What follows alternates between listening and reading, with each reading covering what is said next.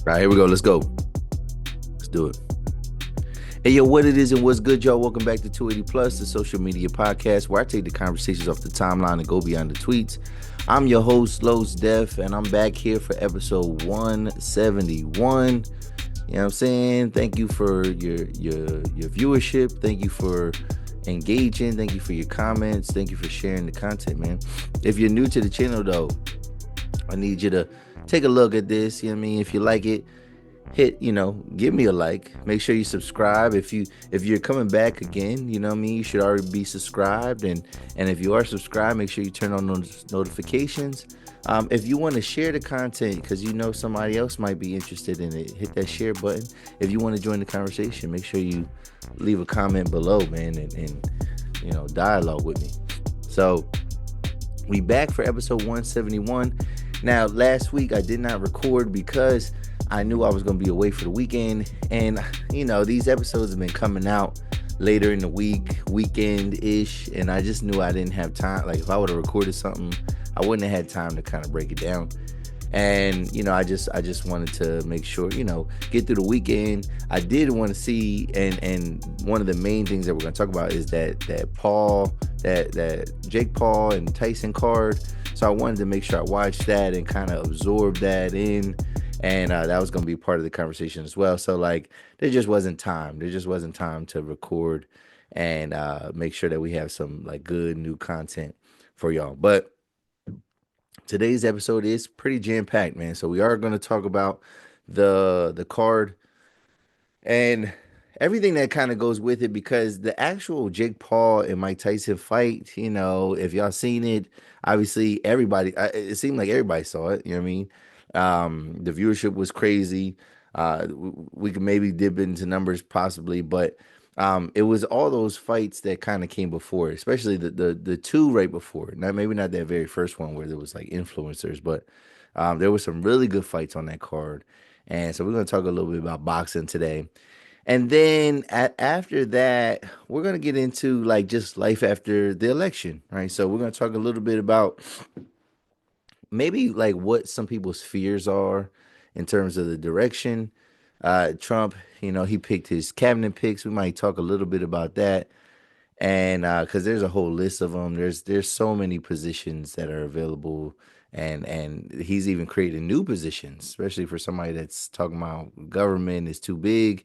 He wants to kind of create this his own new department, and we're going to talk maybe a little bit about that as well. So, and like I said, and react to some things, to some short content that I feel like is all related to what's kind of going on in society right now, and then what can people expect and how they could move, about their business, for the next 4 years, right? So let's like I said, we're gonna get right into it. We're gonna talk about this Mike Tyson and Jake Paul fight card. All right. So Netflix, man. Netflix is diving into the boxing, the live sports arena. They've done some live events. We've had some hit or miss success with some of these reality shows where they do like a live reunion. They when they did the Tom Brady roast over the summer, that was a live event as well. We've seen some comedy events that have been live events. So like Netflix is in the, they're getting into the live streaming field a little bit, but just off technicality, just off the logistics and how that went, it was a little bit of a nightmare for people. There was a lot of people that were complaining about some lag. There were I got some error messages and I got some spinning wheels a couple different times where it was buffering, and I was just thinking like, man, I hope people is not bootleg streaming Netflix. You know what I mean? Like get a Netflix account, get on somebody's thing, whatever you got to do. But don't use the bootleg sites to stream stuff like that, because it's definitely gonna mess it up for the paying customers. So y'all got to figure it out, man. Y'all got to go to somebody's house. Like I said, it's hard to borrow a login now because now they make you pay. They make you pay. Like if you try to share your login and you're not within the same household, they try to make you pay. So I think people are cautious because there is supposed to be a Christmas Day game, I believe, Christmas Day game on Netflix that's live broadcasted. Um, the teams involved, off the top of my head, I cannot think of them. But people are wary though because they're like, yo, I don't want to be watching a game, and then midway through, it's already, the play lags out. Now that happens a lot now with people that have these bootleg streams, but Netflix, if you're a paying customer, you feel like, yo, I shouldn't have to be going through that. Uh One thing about so again, so Netflix definitely made out, and they definitely did their thing.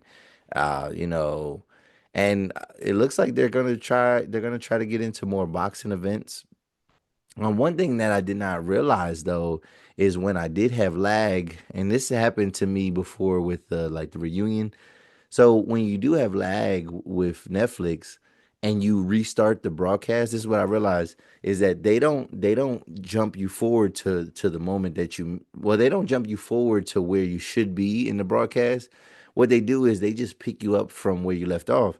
Now I didn't know that, right? So there was a couple times that the stream went off, and when I resumed, I thought I was just watching live again. Well, here's the thing: when in the middle of the main event, I was on Instagram and I was seeing people post rounds that I didn't even see yet. And I'm thinking like, is my Netflix behind? And when I looked at when I just kind of, you play around and I might have went fast forward or pause or something like that. And I noticed I had like a chunk of time that was it was rewound or whatever. It was at a previous spot. So like I was several minutes, maybe I don't know, maybe I might have been even 10 minutes or so behind the live stream. And so that takes away too, because if you are trying to, engage and be a part of the conversation when it comes to like live interactions and live tweeting, trying to do like a watch party type thing, it takes away from it because if everybody's on a different buffering zone and if everybody's looking at a different part of the event, it's not gonna make sense or things are gonna get spoiled. So um, that's that with the technicality stuff. I think Netflix does have to work on some things, and like I said, people are kind of cautious and weary, and just they don't know what to expect. So they're not really. I don't think anybody's necessarily looking forward to the NFL going Netflix. But Jerry Jones was talking, and he was excited. Obviously, he's the benefactor for a lot of this stuff, being the owner of the Cowboys and the owner of the stadium. Is Jerry World for real, for real. He's definitely looking forward to that partnership with Netflix. But um the fight card, like I said, we will save the main event for last, but there's not much to say about the main event other than just like everything that kind of maybe surrounded the main event in terms of Mike Tyson and Jake Paul, but like the actual fight, we won't have too much analysis. But I did want to talk about the first two fights on that card. So the first fight, well, the very first fight was two influencers, and I'm not talking about that. I'm talking about the actual professional boxers that were in the ring during this Netflix event. And that one matchup, it was a championship matchup. It was Mario Barrios versus Abel Ramos, right?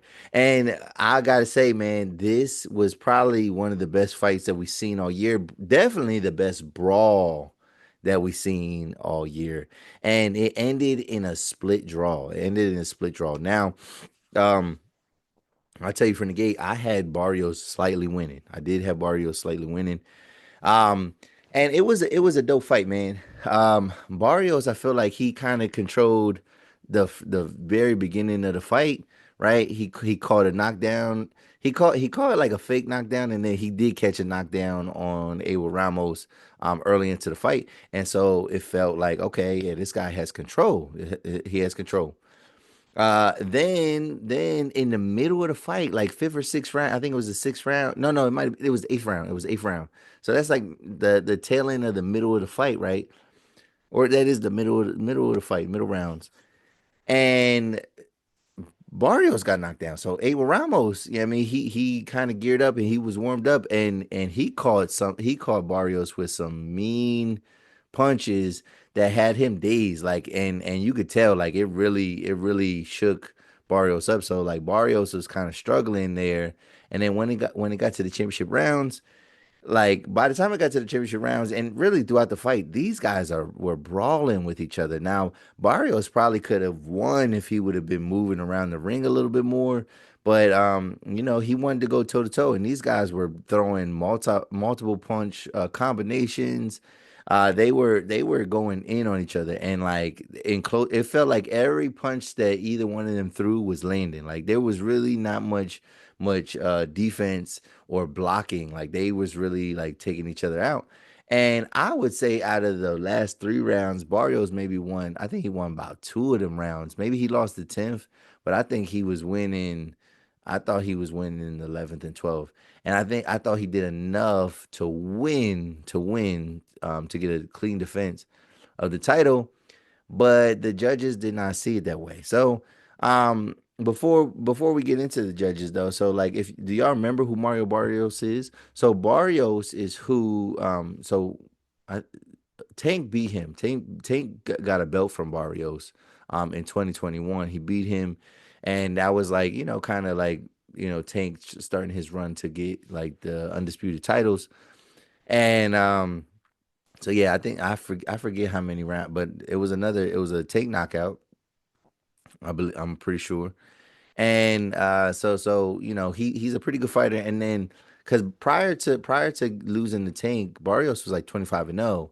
Then he lost to Tank Davis. Then he lost to Keith Thurman right after that.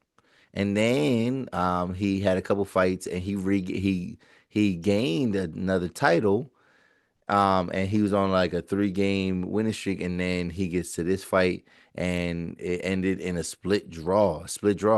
And the thing is, with the split draw, he gets to still retain his title. He doesn't lose his title, but he does have that little asterisk on his record now. A draw is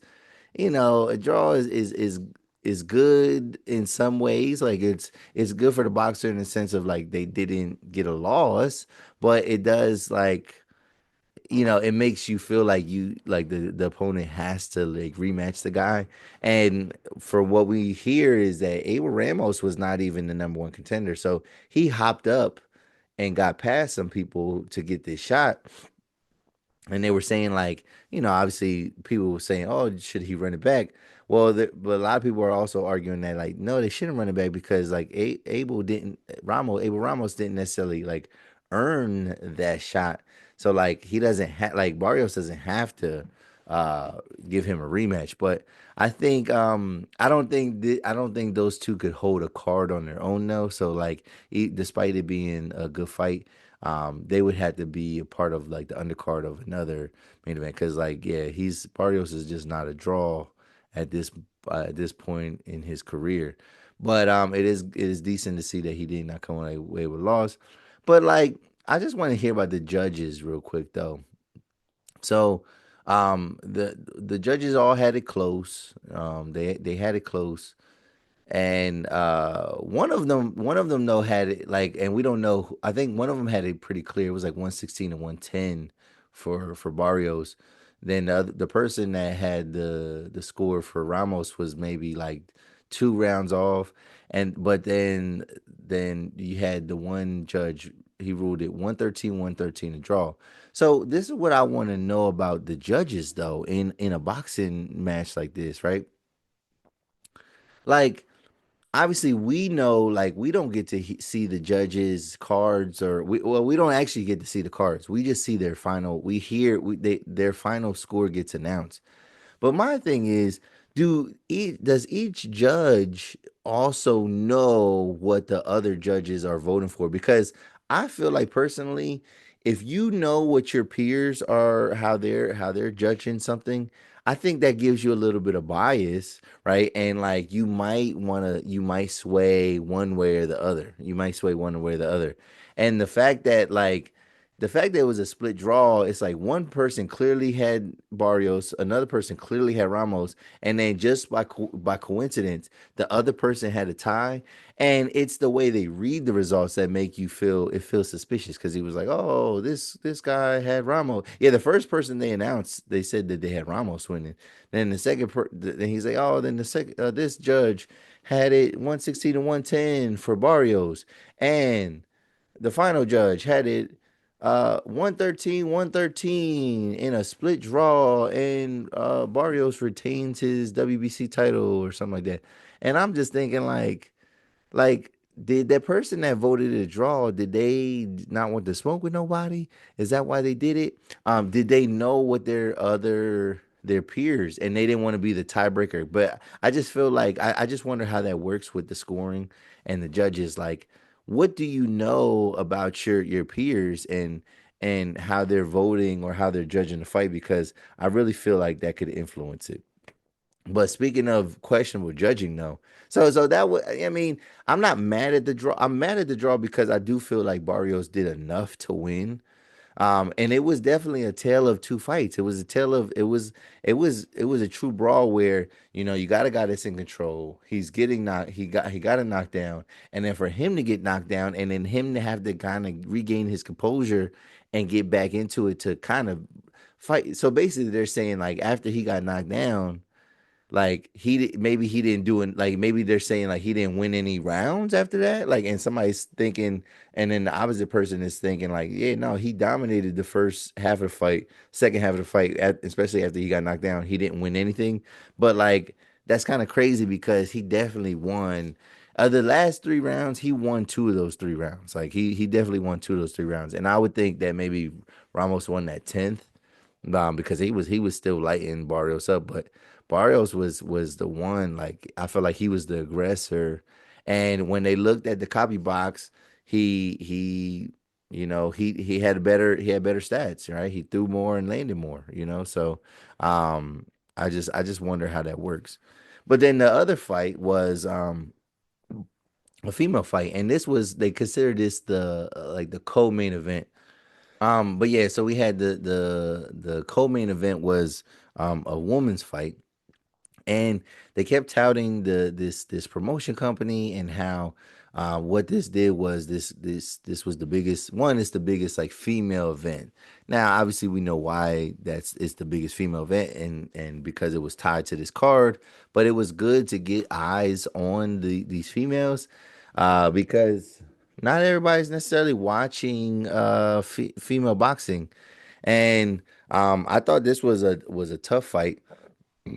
Both girls were pretty decent, and Taylor, this is a rematch. So Katie Taylor beat Serrano in the first fight, and a lot of people thought it was controversial. So um this was heavily anticipated, and Serrano was looking to gain another title in like her seventh division. So it's like, she prolific fighter from Puerto Rico. Taylor was from Ireland. Now, I got to keep it a buck with y'all. I've never watched a full. I don't think I've ever watched a full women's boxing match. Now, when Ronda Rousey was like when she went from MMA and got into boxing, maybe when who was the other was Christy Miller. I guess I have seen some female fights, but I was young. Like Christy Miller, I remember when she was somebody. Uh, what is it, Christy Miller?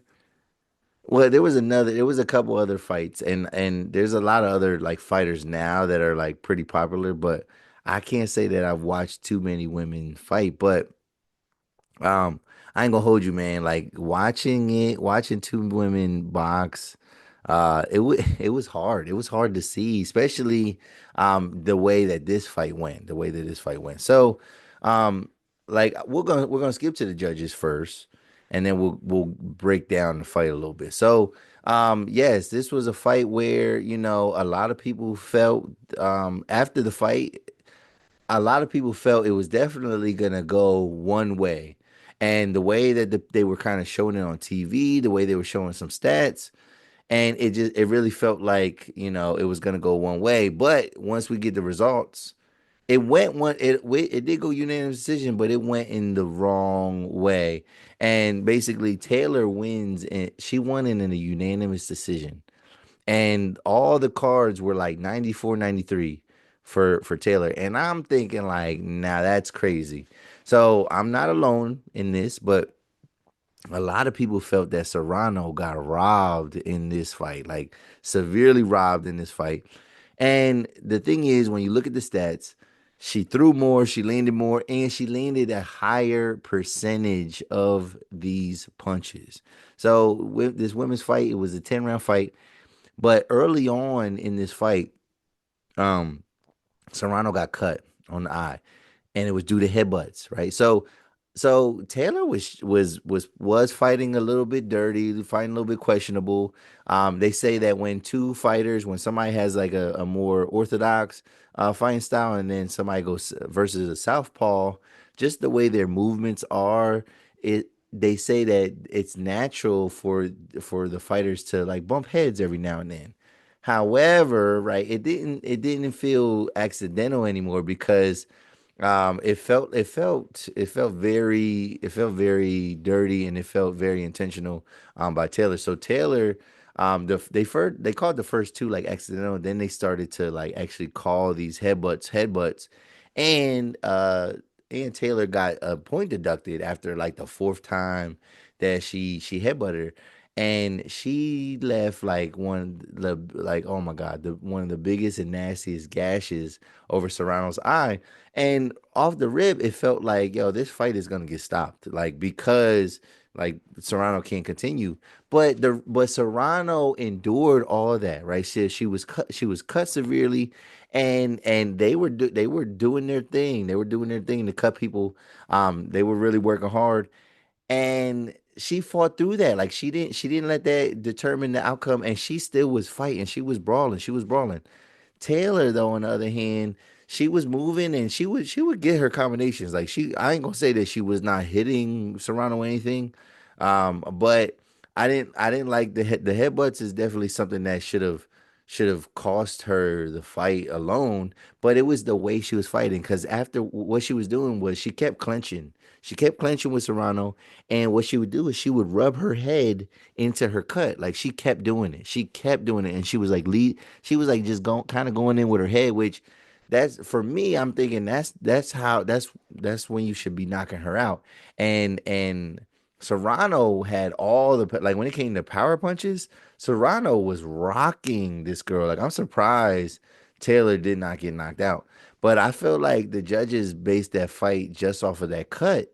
And I'm like, if it don't matter, if even if you cut somebody and they still are fighting and trying to whoop your ass and still whooping your ass, like, I think they should win the fight. But the judges did not see it that way. And like I said, those headbutts, even if she got a point deducted, I don't know. I felt like there was a typo. I feel like it was. You could maybe make an argument that Taylor won, but it definitely shouldn't have been unanimous. It should have been a split decision at the that would have been. I don't know if I would have accepted that, because I would have been mad. But like, a unanimous decision is just like disrespectful. One thing I gotta say is that, like, yo, watch a female's box like this, and especially when she had that cut, I was just wincing, and I felt like, oh my god, like, these women, like, I hope they're okay. Like, I was hoping for their safety for sure, but I gotta say that neither one of these girls has defense. Like, they were just in close quarters the whole time and just like letting each other have it. And I just feel like, yo, Serrano, if she would have, I think if she would have, she's definitely not as fast as Taylor, but I feel like if she would have prioritized her defense a little bit more throughout that fight, then I think that she would have probably caught it, and because she was patient, so I think she would have caught Taylor with a knockout blow if she would have emphasized her defense a little more and turned into a counterpuncher. But it's not wrong with being an aggressor, and you could be the aggressor by walking somebody down, but like basically baiting them into throwing punches so you can counter and then hopefully knock this person out. So, but yeah, man, the unanimous decision and all the headbutts and her leading with her head, that was just, it was crazy. It was crazy, and then that just made me think, because I saw the last, and I'm thinking like, man, these judges are on one. So like, if if their last fight was controversial like this, it makes you wonder, like, dang, how in deep are they with this women's boxing? Because if the judging is going to be that, if the officiating and the judging is going to be that horrible, I don't know if I'm rushing to watch another women's fight. But definitely a must see. Like, so, and that's a good thing about Netflix is that you can play it back. So yeah, I definitely recommend anybody that is looking for something to watch. You want to watch some fighting? Go find the girls fight. Go find Serrano versus Taylor. Also find the Barrios versus Ramos fight because that was a brawl too. So yeah, we got two brawls, and then the main event. The main event, we get Mike Tyson versus Jake Paul. Now, all right, man. So this is obviously a publicity stunt. I struggle with saying that word sometimes. Publicity stunt. So this was obviously a publicity stunt. And I think a lot of people. I think going into it, I definitely had way more confidence in Mike Tyson. I felt like, despite him being older, I felt like his skill set was enough that he was going to end up hurting Jake Paul. Now, I wonder though, just because Jake Paul, although he is technically a professional, I just wonder, like, he's not necessarily taking the sport seriously. Like, he's cherry picking his opponents. Most of the people that he's boxing are not real boxers. Actually, I actually thought that he's won all these fights, but he did lose to Tommy Fury. He lost in a split. I think it was a split decision, to Tommy Fury. So Tommy Fury was the only real boxer, and I would say active boxer that he fought against since he's dove into this world. And even Tommy Fury though, he's like still younger and like he doesn't have an extensive record. Like he's been in like less than 10 fights. So but he Jake Paul did lose to that, but I just noticed that too, that he lost to Tommy Fury, and like that was not a headline. Like nobody cared about that. Like we're only going to get headlines and there's only going to be this much talk about stuff if Jake Paul wins. So that makes you feel like some of these fights, are they all legit? Right? Because now all these other fighters want to fight him. I think they want to fight him because they feel like the payday is going to be guaranteed. Speaking of paydays, they said that Jake Paul walked away with almost like $40 million for that fight, and then Tyson's purse was around like $20 million. Maybe a little bit more than that, but like they said, it was in that ballpark. And Mike just definitely, I'm not hating on Mike. I wanted him to do better. But like the fact that he didn't do better, I'm not hating on him. I'm not gonna bash Mike Tyson. If anything, it does make Jake Paul look wild because it's like, yo, bro, you was fighting some dude. Like Mike Tyson looked like a senior citizen out there. So like Jake Paul fighting him, it makes you feel bad, and you're just wondering, like, dang, like you know why can't he fight somebody his own age or something like that? And you're just like you're rooting against him. But early on in the fight, it did look like there was an exchange where and now they're showing a lot of videos and a lot of clips, and people are feeling like even in the beginning of the fight, they felt that Mike Tyson was holding back. And then we know later on in the fight when Tyson was gassed up, when he was gassed, we seen that Jake Paul seemed like he kind of took the foot off the gas a little bit. So I would love to see him fight a heavyweight. Tank Davis said he would fight him, but like that weight difference is too crazy that like I don't know how they would make that work. Unless Gervonta Davis was like, yo, this is just exhibition, and yeah, I don't care what weight class you are, I'm gonna still beat you up. We'll see how that goes and where that is. But when it comes to Jake Paul though, yeah, he's making a lot of money, man. He's definitely the money maker, and he definitely has that cachet that where anything that he does, especially like in this world and the way he's talking trash, he keep saying he's gonna fuck somebody up and all this.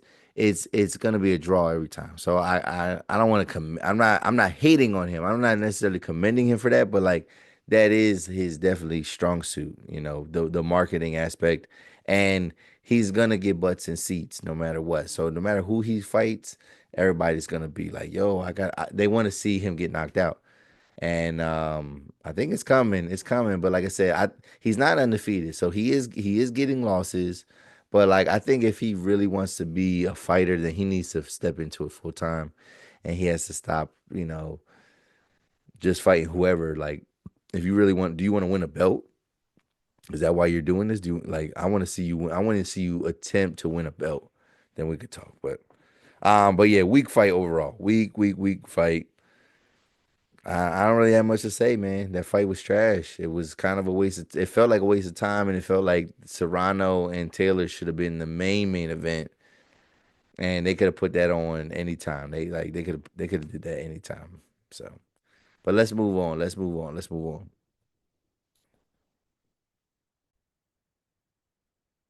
All right. So moving on. Let me take a quick sip of water here, and so now that the election's over, and I ain't gonna hold you, man. I'm not. I wasn't one of them people that was like. I was kind of prepared. I was preparing myself for it, so I'm not like super sad about it. It is what it is, man. You know what I mean?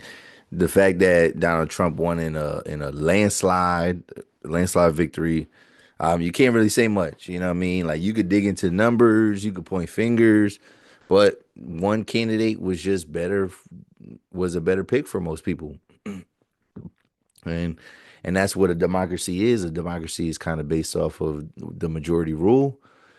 And we definitely probably could have been a probably better turnout maybe for the left side, the Democrats.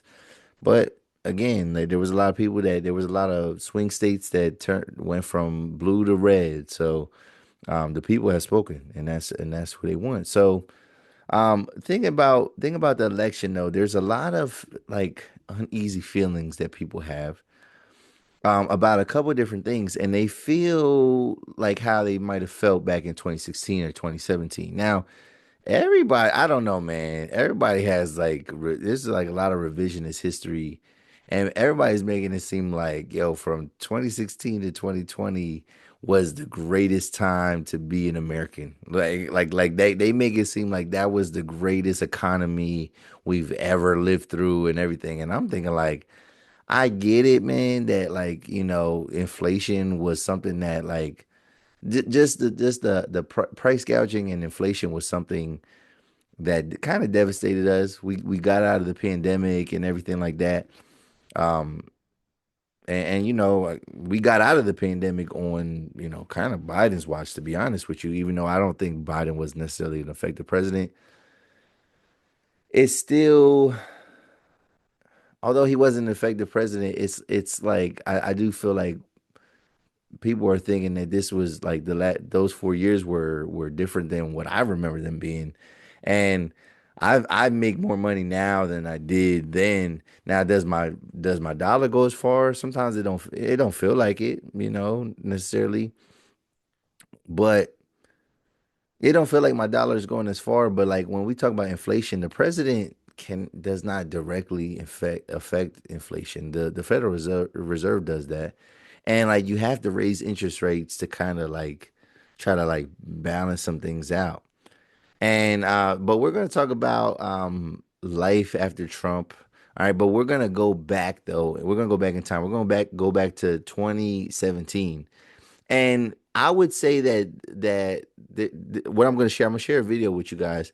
And I would say overall, this is what the energy is, and this is why people feel uneasy about the next 4 years because of this conversation that we're gonna see. So let me share this video real quick. Let me make sure I get to my screen, my correct screen here. And we're gonna watch this video real quick and just talk about it. Um, in the grand scheme of things. And then that's why I say they feel like this is what it is going to be right now. So, all right, let's look here. Okay. All right, our sound is shared, but so this was a 2017 interview with a white nationalist. He was talking to Eddie Huang. So Eddie Huang is if you ever seen the show Fresh Off the Boat, Eddie Huang is who the little kid that's in there. Eddie is based off of this guy. So Eddie Huang, he does a bunch of different things. But he had this interview on Vice with this white nationalist, and this is 2017. And so this is what I would say is like this video has resurfaced now, but this is how people feel now. This is how people feel now because and this they feel like this is where the direction is, or they feel like people that support Trump kind of follow this guy's ideology. So let's take a listen here and tell me what you think. Thank you for meeting us, Mr. Taylor. No, it's my pleasure. Yeah. Europeans have probably, on a per capita basis, killed more than anybody else, but because they were technologically more advanced. Where does gunpowder come from? It comes from China. It's just that Western civilization took things from people. And I think when you get to older civilizations, they become more benevolent. They don't hang on to things like genetics as much. They understand how experience changes you. Base them on facts instead. That's essential. But what I find interesting is you're so into facts and you're so into science, but then you supported Donald Trump, right? Well, that's a whole different question. That's a whole different subject. So right off the bat, right, this man, because a lot of people, Donald Trump created the fake news movement and everything like that.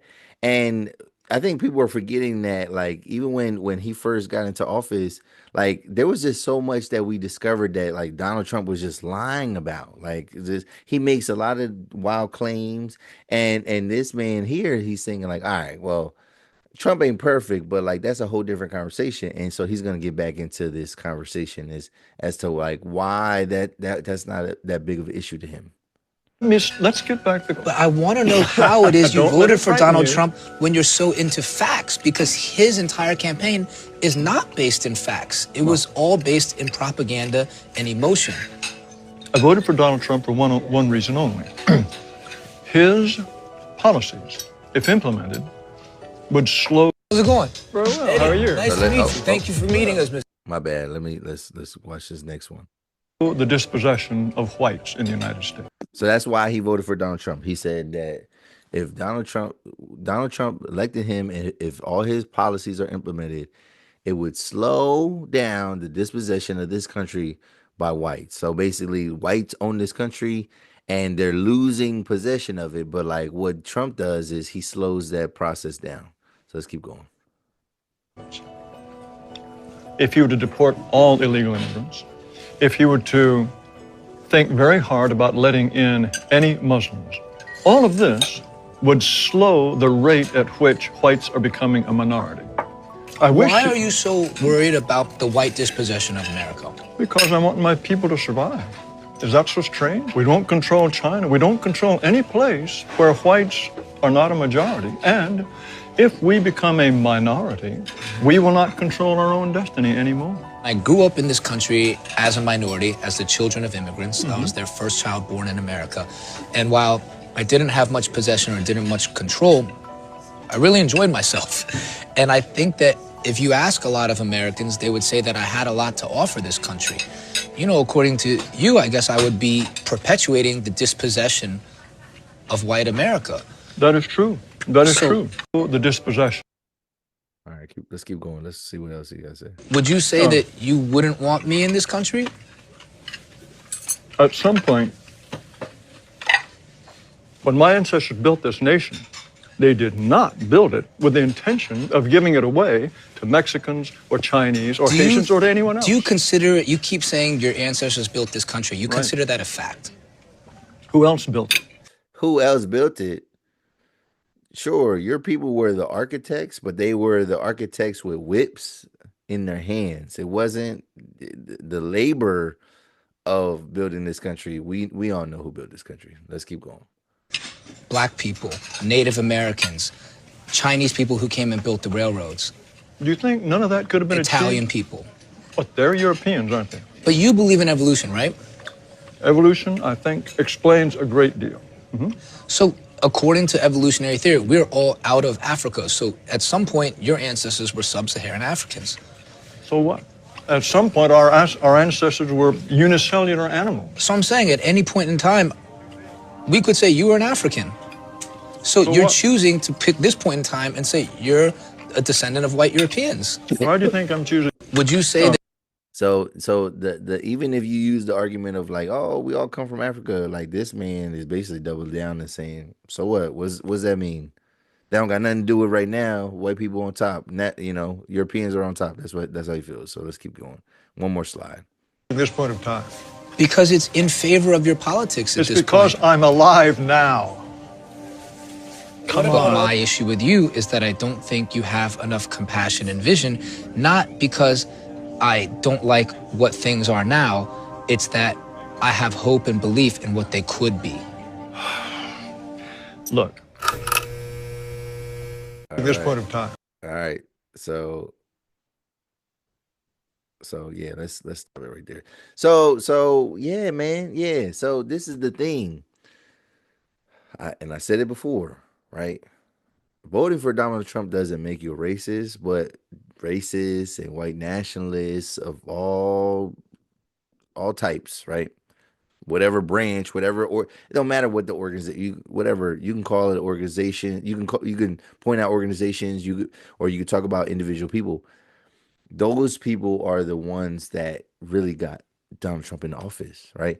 And that's what they really believe that the things that Donald Trump will implement and can implement, right? They feel like it's in their best interest.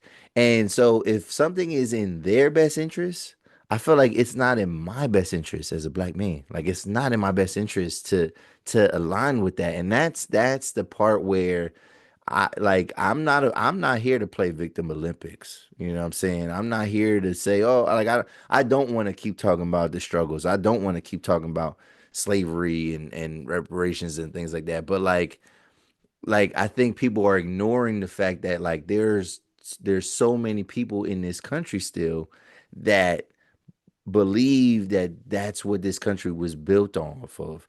And that's what black people have been saying all these years, like, yo, like it's been built off of our oppression. It's been built off of elevating Europeans or white people, and it's not in the best interest of everybody. But then now everybody's thinking like, no, he's not racist. He's not doing this. It's all about America. It's all about, pull yourself up by the bootstraps. But like I said, like I feel like, and this is where every political decision, although there might be a intended purpose, there might be an intended purpose for certain things. However, systemic racism is talking about the unintended consequences of these systems and the unintended outcomes, right? I don't think people, although when we talk about we want equal opportunities, we don't want outcomes is not good. Equal outcomes is when, it feels like it feels like everybody's getting a participation trophy. But I feel like some of these things it takes away from the opportunities, and then it feels like we're living back in a time when it wasn't so favorable for people that look like me, people that look like my father, people that look like my family, the Muslim side of my family, the Hispanic side of my family. Like it looks like we're trying to get back into a time when it was great for people that didn't look like us, right? So that's the one thing that I wanted to share with that. Another thing, though, and this is a way to maybe look at how, as a black person, how can you benefit in the next 4 years with this administration, right? And this has to do with content creation and how there's a window right now. A window has just opened up, and this might be a way that although we might not be happy, right? And this is not necessarily because of Trump. Like Trump wouldn't be the reason for it, but like again, unintended consequence. There's ways that maybe creators can capitalize off of this because we do one thing that we do live in is we live in a capitalistic society, and it's all about taking advantage of moments. All right.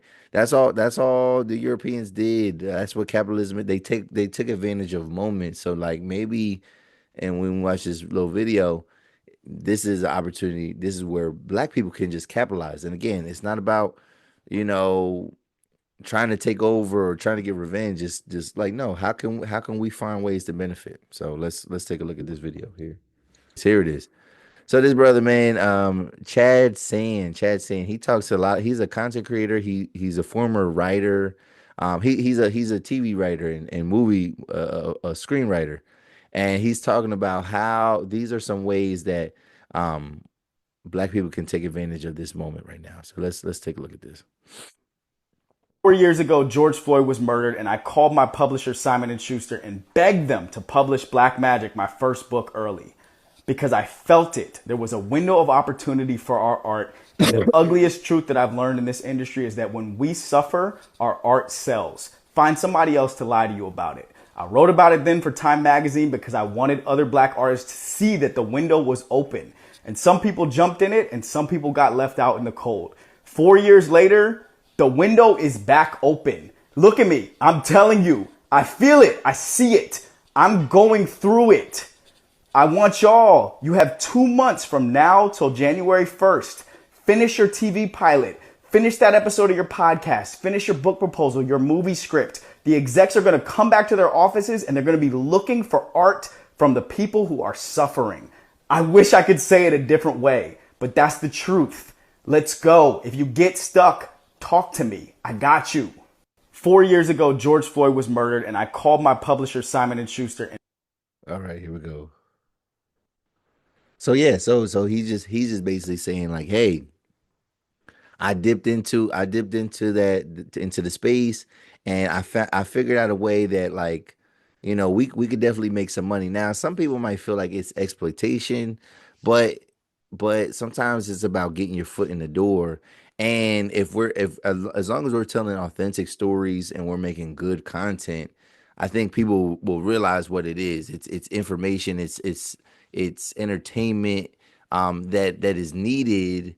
Um, and it shouldn't be a moment where we're just kind of like sulking and just feeling like, oh, woe is me. Like, no, get in the lab and put some stuff out and get a bag, and maybe get a bag and then create your own shit. You know what I mean?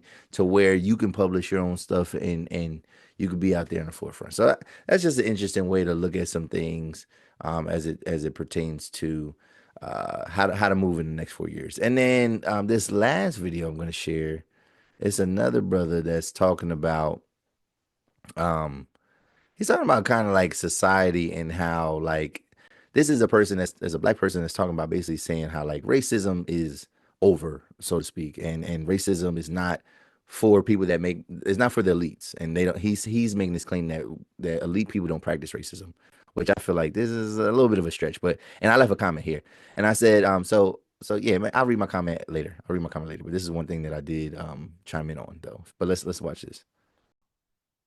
Here we go. Racism is for the poors. When I was around low-level people, the color of my skin was important. It caused various issues, it dictated how I should act, what I can do, and how people would treat me. Let the poors tell it, and your race is tied to your fate. In their eyes, what you control the least matters the most. But when I got around mid-level people... So there is truth in what he's saying, right?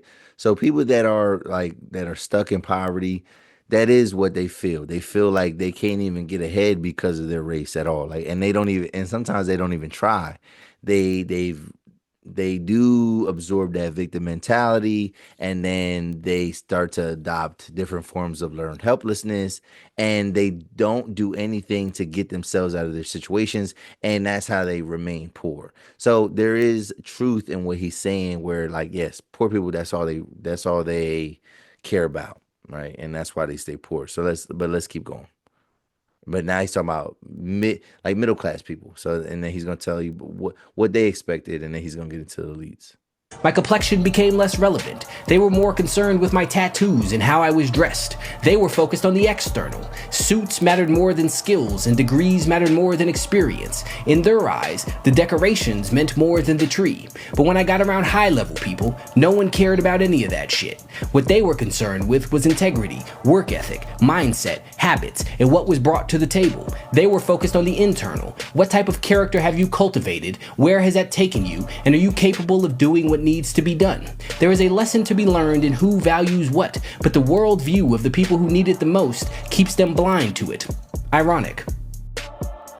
All right, so This is what I said though. I said, I think so. And this is commenting on what he's talking about here directly. I said, I think for high level people, and he's talking about high earners, this is a facade. The elites care about all those things you listed as long as you're mutually beneficial and your interests align with theirs. Once you go against the grain or even surpass them in certain areas, they will also remind you of who you are and will feel that they allowed you to reach certain places. We see this whenever successful black people attempt to buy sports franchises, particularly the NFL. Also, think about this: prior to all these assault allegations against Diddy, we seen it with him and his dispute with Diageo, right? So yeah, that's how I feel. I feel that yes, there are when you do get to a certain level, people are worried more about like the deeper level things. Maybe they're worried about the intangibles as opposed to like your degrees and things like that. They're not worried about respectability politics. Maybe they're not worried about identity politics. However, if your politics you could be all that, right, where you're somebody that's like successful, maybe you're self-made. However, if you don't align with these people's values, right, and we're talking about the elites, then they will let you in. They'll let you in if you come correct, they'll let you in. However, if you start to get past them, if you start to go against what they want and what they're trying to push, then they will put you in your place and they'll find a way to get you out of here, right? We see it in housing, we see it in all type of industries, right? I mentioned about sports franchises, right? So there's been several. So we have one black owner in the NBA, right? Or we've had like two black owners in the NBA. If you consider Bob Johnson, right, and then Michael Jordan being he was the majority owner for a while. Jay Z had minority ownership of a team, but like he wasn't the real owner. And he, barely, so his stake didn't really make a difference, right? Uh, LeBron is somebody who's talking about how he wants to buy a team, right? We don't have any black people or anything like that that own Major League Baseball teams. Obviously, hockey is more of an international sport, but definitely no black people own hockey teams. But with the NFL, there also are no black owners, but there's been several attempts from wealthy black people that attempted to buy franchises. So I remember Diddy was trying to buy the Carolina Panthers at one point in time, and it never went through. It never went through. And whether he could raise the money, whether he had the money, they were not letting him into that boys club, right? Magic Johnson is part of the ownership, I believe, of the Washington Commanders, but like he's still a minority owner. He's not like a majority owner, but it's one of those things where it's like no, you got a lot of black people that are highly successful and they have all those intangibles and everything like that. But the NFL is not about to let no brother buy a team, right? They're not letting nobody into the Billionaire Boys Club, right? And I just that's how I see it and that's how I think it is. And so like what that man is saying though about like the different levels of people, there is truth to it, but I feel like it's I don't think it's that genuine. I think it doesn't get into the nuance. And people might say, "Oh, that's you just playing mental gymnastics and you thinking too hard about these things."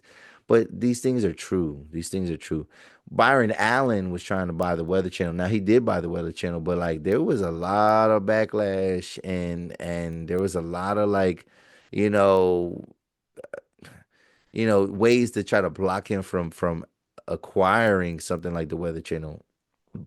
Ultimately, he did, and so that would be the example where people are like, see, look, it didn't stop him, even though he's a black man, but like we're getting stopped because of our race, not because we're not qualified, so to speak. So that's my point there, and the fact that like it don't matter who you are, don't matter what level you are.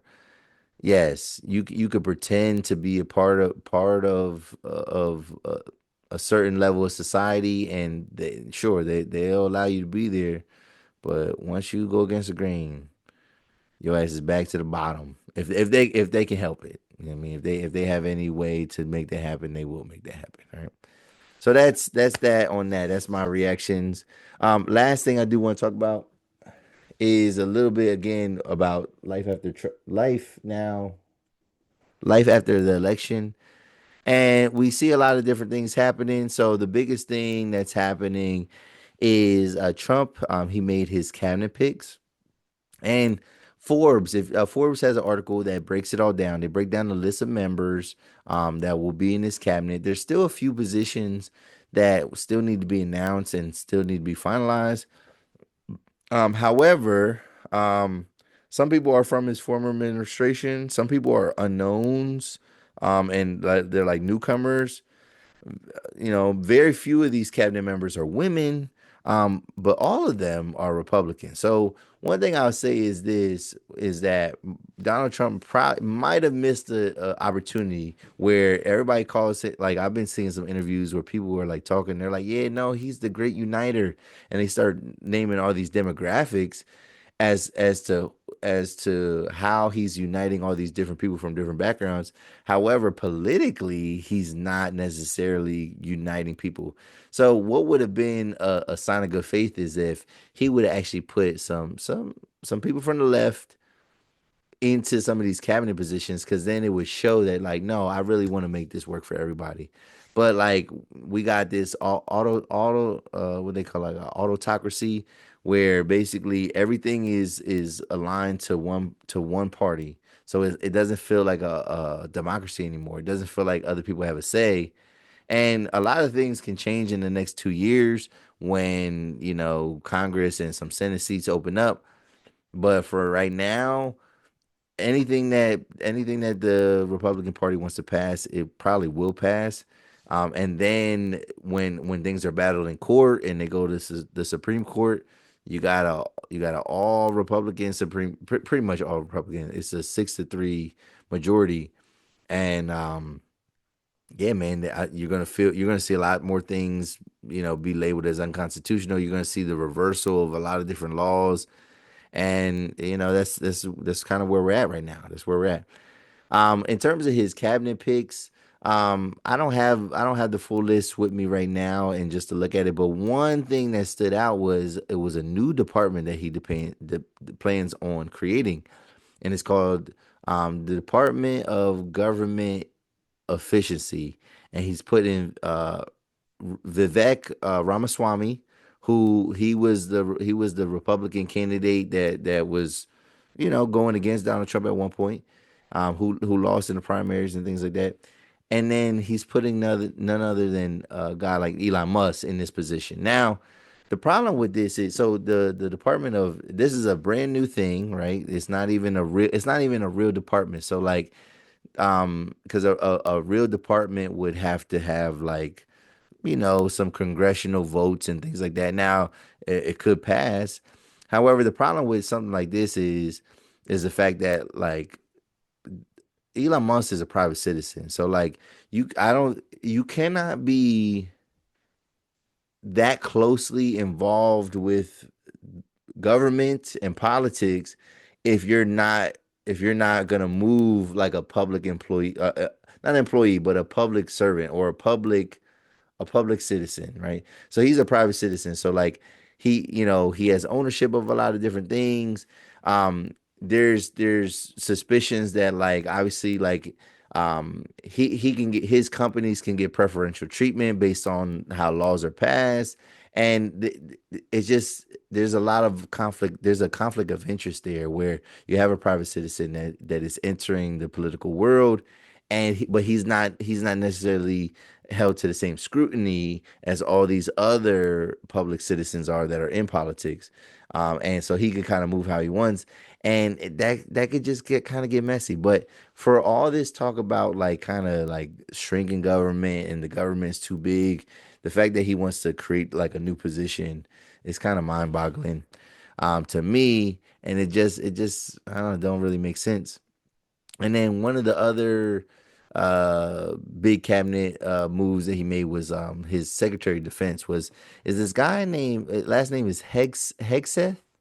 and he is it's either Paul or Peter, but he is a current host on one of these Fox News TV shows or commentary shows. The thing is though, I seen the headline for that and I'm thinking like, oh my God, this guy like is just putting anybody in positions. Now the headline, they do that on purpose to make you feel automatically that this person is unqualified. I would say that like because this man he's still active service, right? He's in the military and he's reached the rank of major. So like this is somebody that at least has a strong military background. I think he's been active service since 2003, and he's still active. He's just on TV now.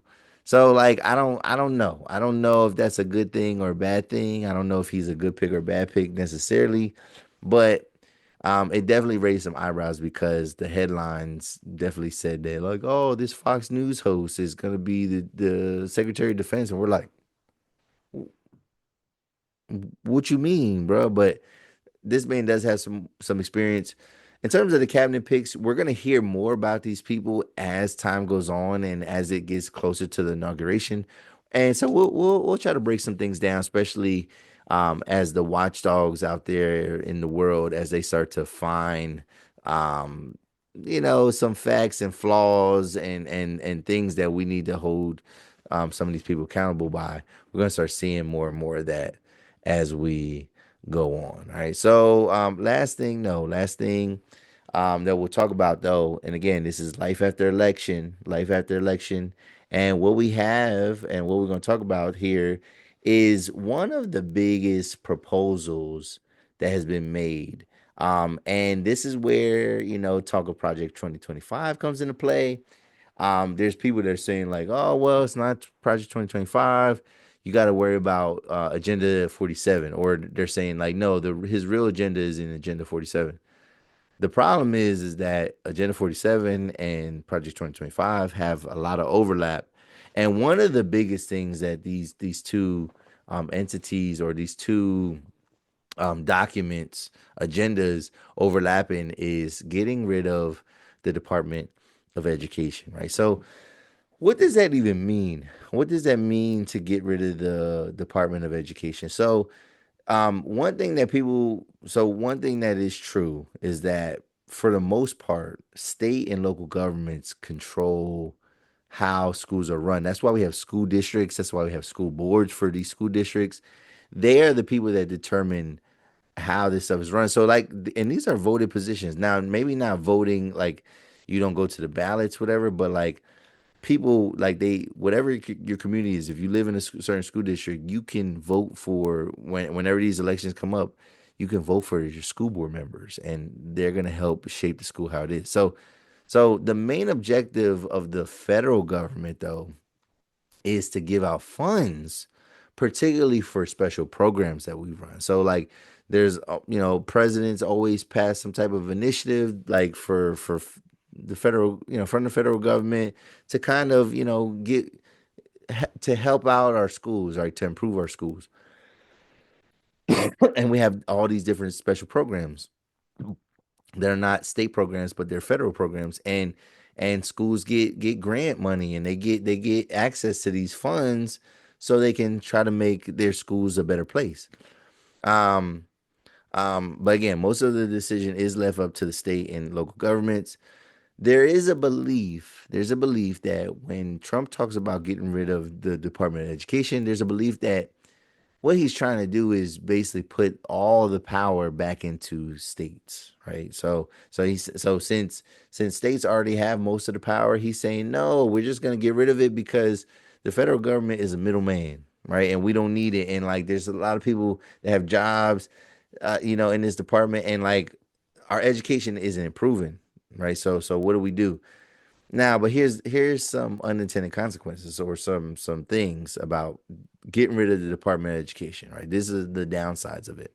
Um, this can if you get rid of the Department of Education and you rely the states to make every decision about education, there's gonna be disparities, right? Our national levels won't necessarily rise. You'll have certain states that are better than other states, but you won't have this collective where we all get better at education at the same time. It's gonna be really mixed up, and that's not good. Abolishing the Department of Education, it also gets rid of national funding for programs like Head Start. So if you don't know what Head Start is basically it's pre-K. It's pre-K and even certain like in full day kindergarten programs. Y'all might not realize that not every school district has full day kindergarten. Full day kindergarten is a game changer for parents because once your kids are a certain age to actually start going to school, now you can work full time or you can actually create a schedule where you basically work around your kid's schedule. When you have like half day kindergarten, then somebody might have to stay at home. Either to bring them there in the morning and pick them up in mid morning, or drop them off mid morning and pick them up in the afternoon. But like full day, kindergarten is a big deal. But also pre-K programs, right? So everybody can't afford childcare. Everybody can't afford childcare, and everybody can't afford to have one parent stay at home while the other one works. So pre-K programs and like again full day kindergarten are just game changers and help everybody on every level, especially if you're allowing other people to improve, and you get kids like in school setting and hopefully learning some things, as opposed to just maybe vegging out in front of a TV. What else does it do? Oh, the killing putting getting rid of the Department of Education also, um well, basically getting rid of these programs, it puts a massive strain on urban school districts, but not only urban school districts, it also hurts rural school districts because although and this is why, like, this is not about race. Like when we talk about getting rid of the Department of Education, it has nothing to do with black or white people.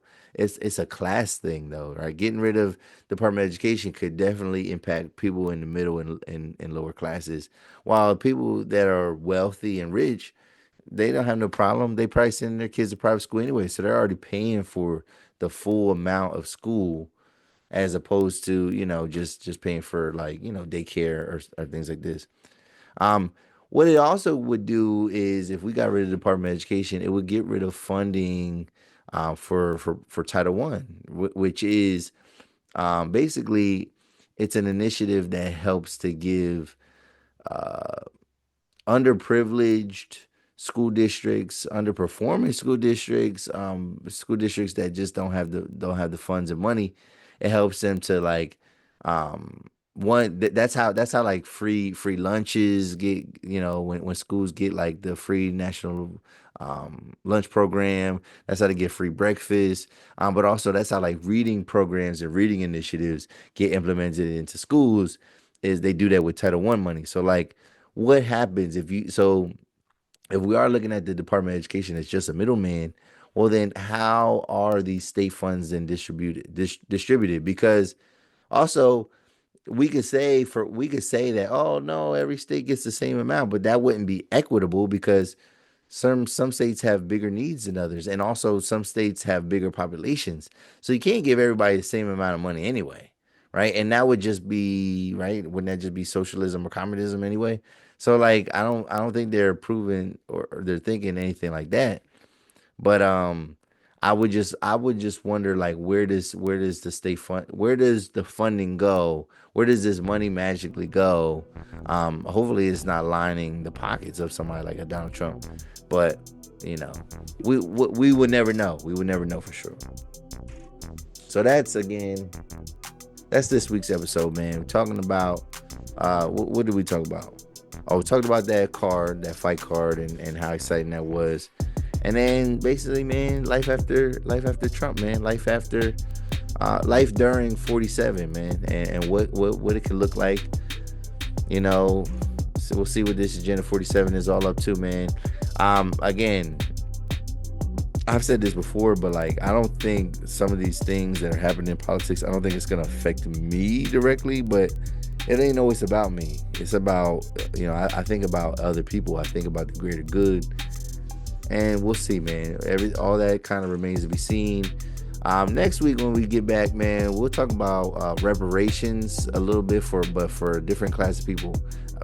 Remind me to talk about that, because there's a bill that's about to come out that will act as reparations for white people. And that, hey, man, they didn't want to give reparations before, but like, we're going to give reparations now. And maybe to people that don't necessarily need it, but I digress. But if you're still watching, I need you to hit that like button. I need you to hit the subscribe button. If you want to join the conversation, comment. If you know anybody that is into what I'm talking about today, hit that share button and share the love, man. But again, this is episode 171 of the Tweety Plus podcast.